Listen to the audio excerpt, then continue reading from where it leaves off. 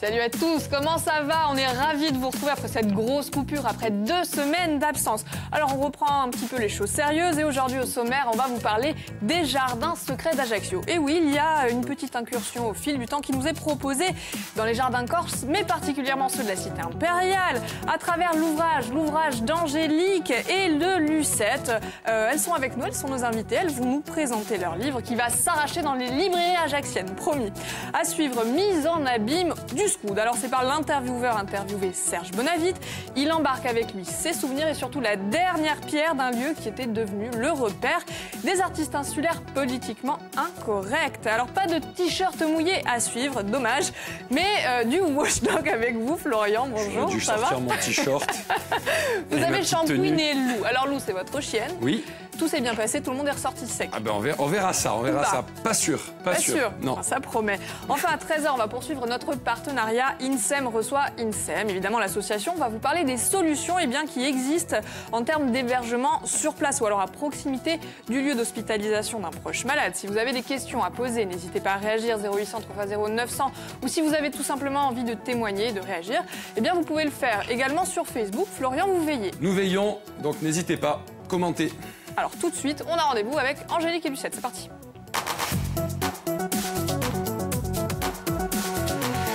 Angélique Kilikigne et Lucette Ponsin. Bonjour mesdames et bienvenue.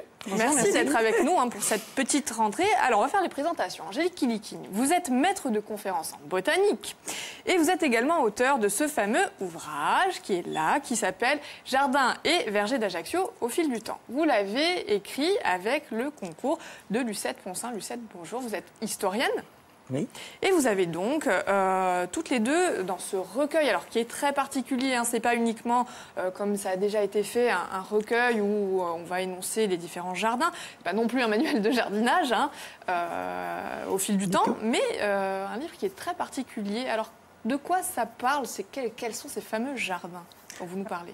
Alors en fait, on parle de l'évolution des jardins à Ajaccio, notamment des jardins potagers depuis la création de la ville, et leur évolution jusqu'à aujourd'hui.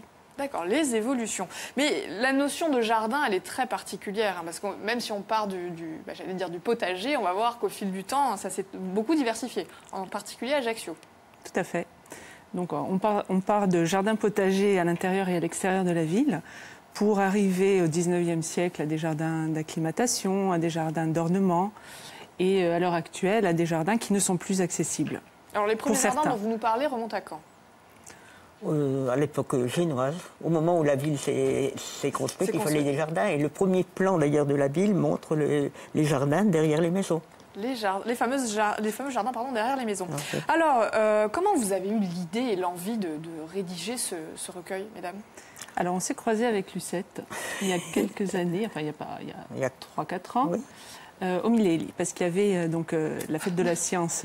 Donc dans un jardin. Dans un jardin. Donc Lucette assurait les visites historiques. Et puis moi, je regardais un petit peu tout ce qui se passait de scientifique à côté. Et là. Une évidence. Voilà.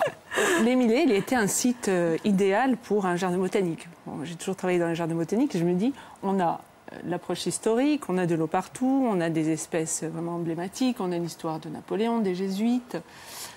Et du coup, voilà, on est parti sur l'idée. Ils sont là. Ouais. Ça oui. Alors voilà. Ça, c'est le jardin potager. Aujourd'hui, identitaire, parce qu'on y cultive des espèces qu'on cultivait au temps des Bonaparte. D'accord. Voilà, on a un joli arboretum qui a été planté il y a une vingtaine d'années. Et puis, on a une diversité sauvage qui est assez exceptionnelle. Et du coup, je m'étais dit, j'avais contacté mes collègues au Muséum d'histoire naturelle et ils m'avaient dit, fonce, fais un jardin botanique là-bas. Donc, l'idée est partie de là. Et puis, Lucette étant historienne, on s'est très bien entendu, et on a commencé à faire des recherches sur les jardins botaniques. Moi, j'avais travaillé sur les salines, notamment, et puis j'avais travaillé sur le jardin botanique qui a été créé par le premier consul quand il est revenu d'Égypte. Ça a été le premier jardin. Il en avait prévu un en Égypte, et qui n'a pas été réalisé, et il a fait appel à des gens tout à fait compétents au muséum. Alors, il était passionné, lui, par les jardins. Je pense, oui, le père, Charles Bonaparte, avait un très beau jardin aux Salines que l'on connaît parce qu'il a laissé un journal et on voit qu'il s'intéressait et il devait être passionné par les jardins quand il allait sur le continent voir les jardins des écoles militaires ou autres. Alors on verra plus en détail les différentes anecdotes, mais combien de temps ça vous a pris? Parce qu'il est extrêmement complet, ce livre, ce recueil. Ça a pris du temps parce que de mon côté, je travaille. Oui. et puis, il a fallu compiler un certain nombre de données et puis le rendre aussi accessible au grand public. Oui. C'est ça, il est quelque chose assez. Ouais. Oui. C'est vraiment pour les profanes, c'est pour les curieux ou quand même les initiés? Non, pour tout le monde, je pense. Pour il a fallu faire des choix dans. Ouais. C'est-à-dire que c'est un livre où on peut quand même laisser de côté certaines choses, passer à d'autres. On peut lire les chapitres indépendamment les uns des autres. Indépendamment les uns des autres. Alors sans jeu de mots, hein, excusez-moi, il y avait une véritable culture du jardin, mais oui, c'est facile, en Corse et en particulier à Ajaccio. Oui, il y avait un très beau jardin au temps de Génois, qui était le jardin Negroni, qui partait pratiquement de la rue Fèche, du Borgo, et qui montait au-delà du jardin de la préfecture. Vous voyez, c'est un très très grand jardin dont on a de belles représentations d'ailleurs.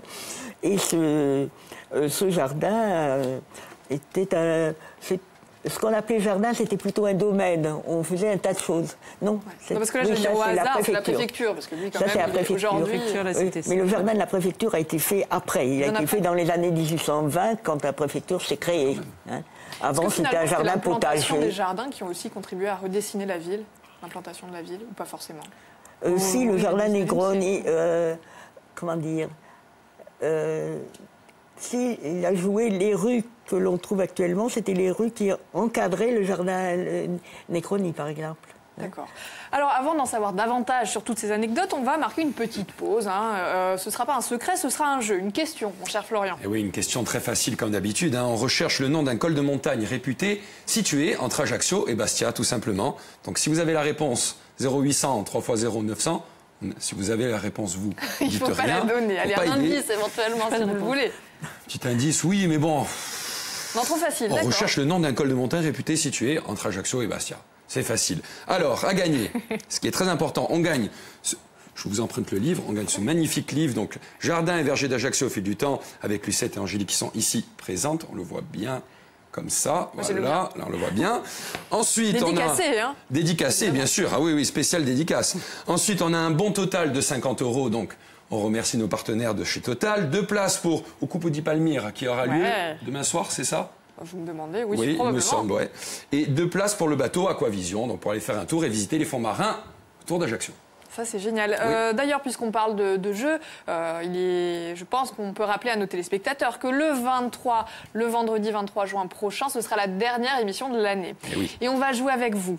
Et on va gagner plein de choses. Évidemment. Vous donnez rendez-vous à tous ceux qui ont envie de participer directement Place Mio. Voilà, c'est ça. Le 23 juin, ça se passe à la Place Mio. On sera en direct, donc le plateau, toute l'équipe se déplace sur la Place Mio pour faire la dernière émission de l'année. Et nous allons jouer. Donc je vous invite à nous rejoindre. Et il n'y aura pas qu'un gagnant. Non, il y aura plusieurs gagnants et il y aura plein de choses à gagner. Venez avec nous et on va passer un bon moment. Et puis vous allez repartir les bras chargés. Allez, ça c'est fait. À suivre, vous avez testé et approuvé le dog wash, pardon. Eh oui, alors le dog wash. Alors le dog wash, tout d'abord, qu'est-ce que c'est? Est-ce que vous connaissez le dog wash? Alors comme son nom l'indique, pour ceux qui ont fait anglais en deuxième langue, c'est tout simplement un système de lavage canin en libre service. Donc c'est l'occasion d'aller toiletter son chien soi-même. Voilà. Donc en gros c'est le même principe que le car wash ou Karcher, situé dans les stations-service. Vous les utilisez pour nettoyer donc vos voitures. Vous voyez très bien ce que c'est. Mais là c'est pareil, sauf que c'est un chien à la place de la caisse. J'exagère, mais on n'en est pas loin.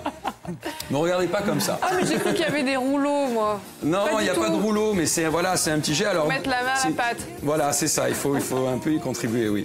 Alors c'est un concept espagnol qui depuis quelques années envahit les stations-service européennes et ça se comprend car c'est plutôt pratique et peu coûteux, environ une dizaine d'euros pour nettoyer son toutou. Imaginez en rentrant d'une balade par exemple avec votre chien, vous savez les chiens ils adorent se jeter soit dans la mer, soit dans la boue, oui, c'est vrai. Et ça provoque ensuite du l'urticaire, ils se grattent, enfin ça pue, c'est horrible. Donc, qu'est-ce qu'on fait? On emmène nos amis les bêtes au car wash, au dog wash, pardon. Le chien mouillé, c'est terrible. Ouais, le chien mouillé, ça sent. Donc, pas de panique. Dès que vous avez fait votre plein, par exemple, ou que vous avez lavé votre voiture, vous emmenez votre chien et vous le nettoyez. Alors, c'est une machine qui est pas là par hasard, hein, forcément. On ne peut pas toujours laver son chien dans sa baignoire ou encore sur la terrasse ou dans son jardin. Vous êtes d'accord avec moi? Voilà, 9 fois sur 10, c'est un carnage, hein, en général. Donc, le mien, par exemple, j'ai tenté de le laver dans le jardin. La première chose qu'il a fait, c'est de se secouer plusieurs fois, histoire que je partage son petit calvaire. Et la deuxième, pour bien me mettre la haine, il se roule dans la terre. Donc, comme ça, tout le monde est content. Alors, avec le dog wash, les soucis et les contraintes disparaissent. Une barrière de protection à mi-hauteur vous permettra d'être trempé, mais qu'à moitié. C'est déjà pas mal. Voilà, comparé aux séances de lavage domestique. Une fois votre animal dans la machine, bonne chance, vous aurez la possibilité de l'attacher. Et c'est là, mesdames et messieurs, à ce moment précis qui vous lancera son fameux regard de malheureux, mal aimé et de chien battu. Mais il ne faut pas céder, il faut y aller. Donc appuyez sur la fonction shampoing. Et à l'aide de l'écran tactile de la machine, dirigez la douchette vers votre animal. La température de l'eau mélangée au shampoing est comprise entre 20 et 24 degrés, donc ça va, c'est tout confort. S'il ne vous arrache pas la main, continuez en le massant et en le shampouinant tendrement. Donc moi j'ai utilisé un shampoing perso parce qu'elle avait un petit problème de peau, donc on a pris un shampoing spécial. Et ensuite vous n'avez plus qu'à le rincer et à activer le séchoir. Donc on va le voir en image. J'ai tenté l'expérience ce week-end avec mon chien, donc avec Lou. Voilà, on le voit, on la voit. On a évité le séchoir car il faisait 34 degrés. Et en plus de ça, dès qu'elle entend le bruit du séchoir, de l'aspirateur, elle devient dingue. Donc du coup, on a évité. Vous voyez là, elle est toute contente. Ah oui, voilà. Donc on trouve ces machines, comme on le disait, dans les stations-service ou dans les animaleries. Donc à Ajaccio, par exemple, vous en avez une au Leclerc Drive de Sarreau-la-Carcopine. Côté animalerie, il y en a un également à la station Total, qui est notre partenaire, donc vous pouvez y aller aussi. Près d'Asprey, du côté de Bastia, ça se passe à la station Esso Ferrand, avenue Saint-Pierre-aux-Corses, 20600 Bastia. Combien ça coûte, Florian? Ça coûte, non, une dizaine d'euros pour laver son chien. Ça prend à peu près une dizaine de minutes. Donc voilà, 1 euro la minute. C'est une alternative rapide, en fait, Non, mais c'est vraiment, c'est assez sympa parce que... Au salon de toilettage, quoi. Voilà, c'est ça. C'est plus rapide. Pas besoin de débourser des milliers d'euros. Et puis bon... Voilà, en s'arrêtant à la station, vous lavez votre voiture, vous faites l'essence, vous en profitez pour nettoyer un peu votre chien. Et puis il sera content. Moi, la mienne, elle est en folie depuis 3 jours. Là, donc, c'est parfait, on lui fait des caresses à notre petite Lou. Alors à suivre, on va faire une petite parenthèse, justement, 1 minute, rien que pour vous parler du programme à ne surtout pas rater ce soir sur Viastel.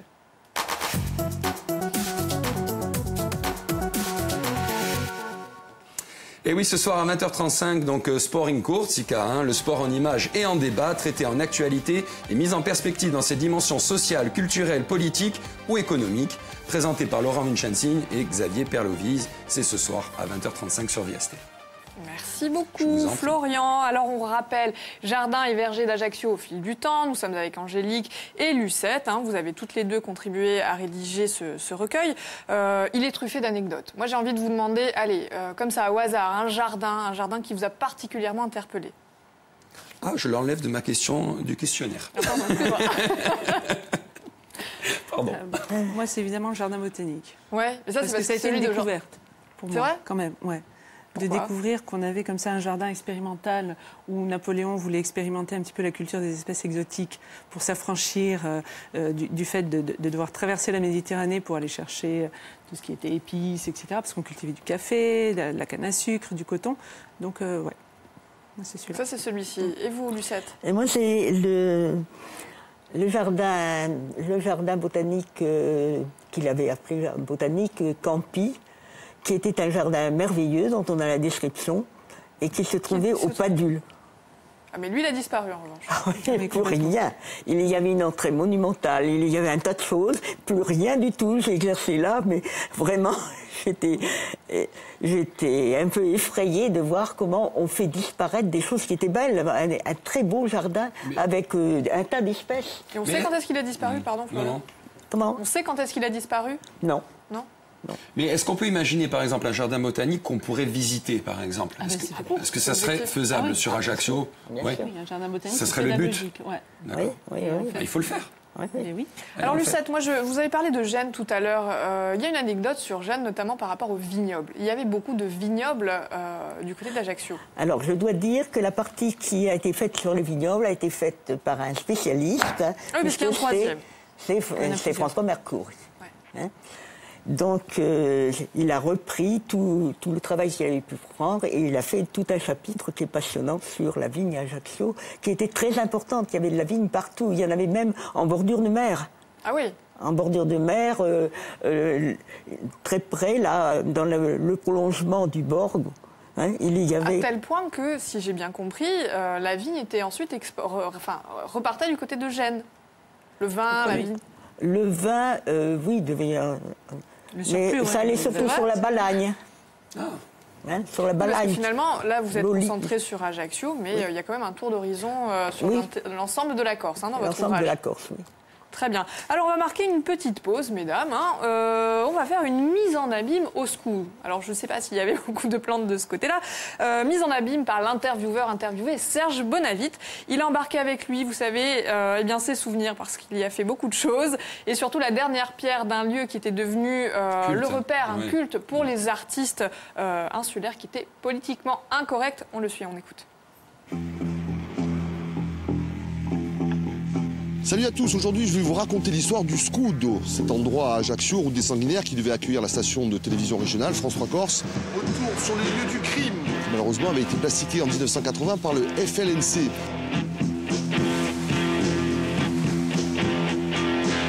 Voici donc tout ce qu'il reste des futurs locaux de FR3 en Corse après l'attentat commis la nuit dernière sur la route des Sanguinaires à Ajaccio.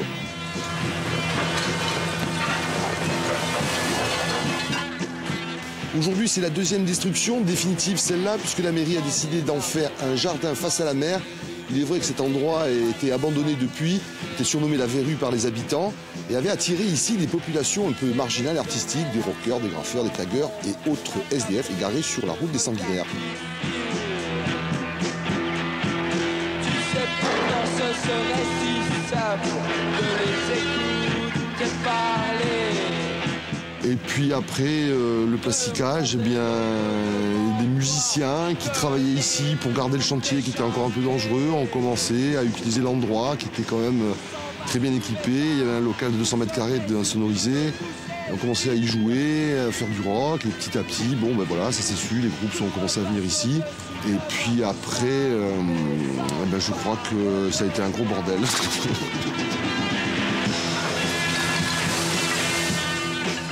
De jeunes artistes qui entendent utiliser ce local désaffecté pour répéter dans différentes activités, musique, théâtre et peinture. Ce local est la propriété de la mairie d'Ajaccio. Une délégation des artistes occupants devrait être reçue par le maire en début de semaine prochaine. Sur ce sujet, le Conseil de la Culture donne son avis aujourd'hui dans un communiqué. Malgré un délabrement apparent, ce bâtiment constitue un bel outil pour les artistes ajacciens qui ne disposent d'aucune structure de travail à Ajaccio. Et donc, de fil en aiguille, en 1986, un collectif d'artistes a commencé à s'approprier le lieu, à le revendiquer, à l'occuper, en demandant à la mairie. C'était une époque un peu difficile pour les artistes, il n'y avait pas beaucoup de locaux, le Calisté, le théâtre était muré. Et donc, il y a eu un gros mouvement avec plein d'artistes différents, des danseurs, des musiciens, des artistes peintres. Ça a été un peu la continuation de l'aventure de cet endroit qui continuait à exister. Et puis ça a été un gros bordel là aussi.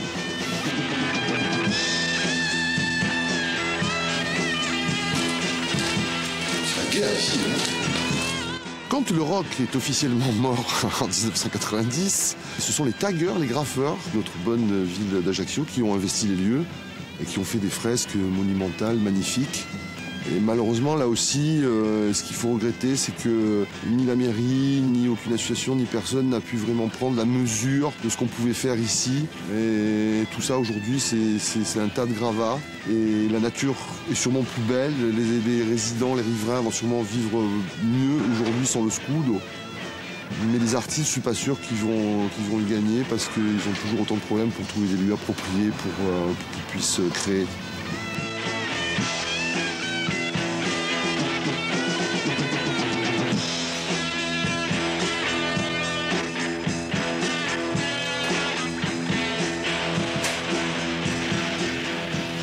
Ramener un petit bout à la maison. Hein, j'ai passé 15 ans ici. Voilà, c'est le reste du Scudo. Merci tout le monde. Allez, ciao. pouvoir me donner, de me projeter entre Sacré Serge. Il est rock'n'roll, notre Serge. Toujours, Oui. toujours. Alors, vous savez qu'il y a peut-être comme projet de faire un parc à la place de l'ancienne station de France 3. Est-ce que vous pensez que ce serait une bonne idée? Bonne nouvelle. Magnifique. Ouais. Ouais. Oui. Surtout si c'est un parc avec des essences locales, des espèces oui. locales.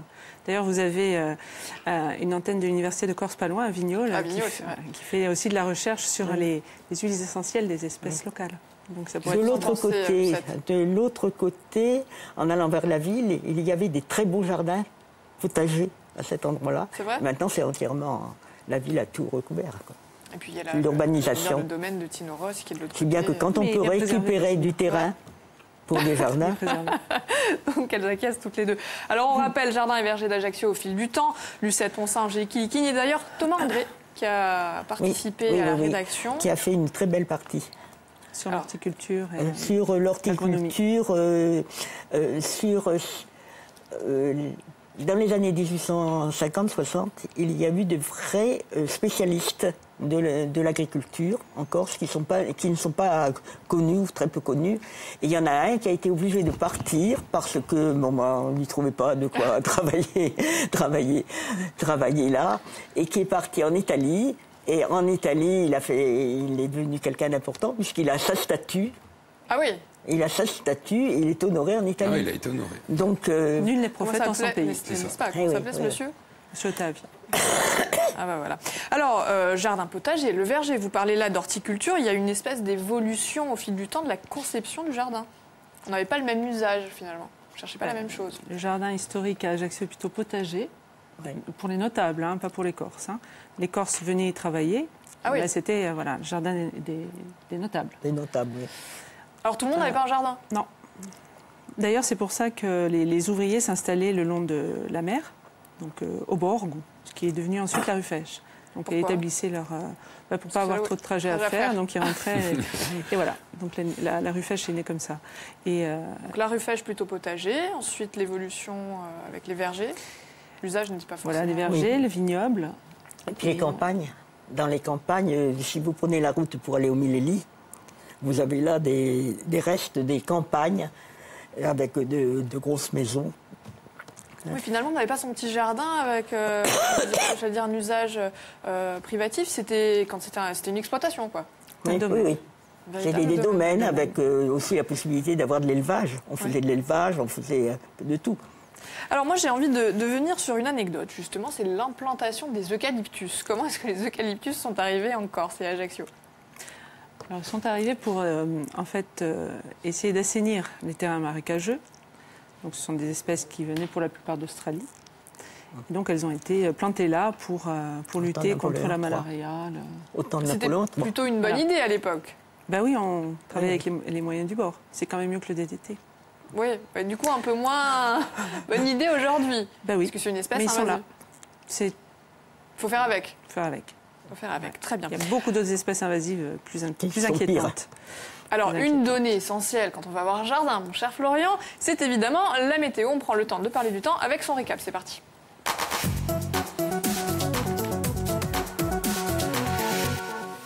Eh oui, c'est important le soleil pour que ça pousse. Donc il fait beau, il fait chaud, et ce sur l'ensemble de la région. Sortez tous vos maillots de pièces, vos serviettes et vos parasols, et surtout protégez-vous du soleil car ça tape sec. Le vent est faible et pour dominé moi par les brises locales, pardon. Vous dites ça pour moi? Mais bien sûr, ou pour moi aussi. Parce que la mer belle sur l'ensemble du littoral. Donc, comme vous l'avez compris, les températures sont en folie, avec 27 et 31 degrés, voire même 33 dans l'intérieur et à Corté. Parce que cette belle couleur, on peut le dire à nos téléspectateurs, c'est parce que vous avez travaillé dans votre jardin tout le C'est week-end. ça, c'est ça. Merci Célia. Je travaille dans mon jardin, j'en ai pris plein le dos. Voilà, c'est fait. Un petit agenda. Allez, c'est parti. Allez, un petit agenda. Donc le groupe Vaugoulère en concert, ça se passe demain, mardi 13 juin, au Théâtre de Fauriane, à partir de 20h30. Le groupe présente son premier album.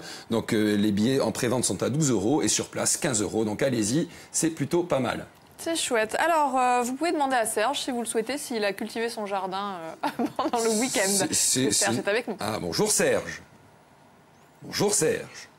Bonjour. Comment Salut ça Serge. Bah, ça va très bien, mais malheureusement, c'est la seule année que j'ai pas cultivé de jardin. Oh, va Alors Serge, pourquoi comment ça se fait?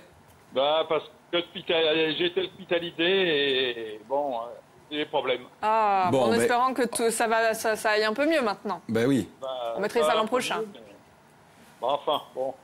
Est-ce que vous avez la réponse à notre petit jeu, Serge? Oui. Vite Savonne. Ah, bravo, on vous applaudit. Très dur.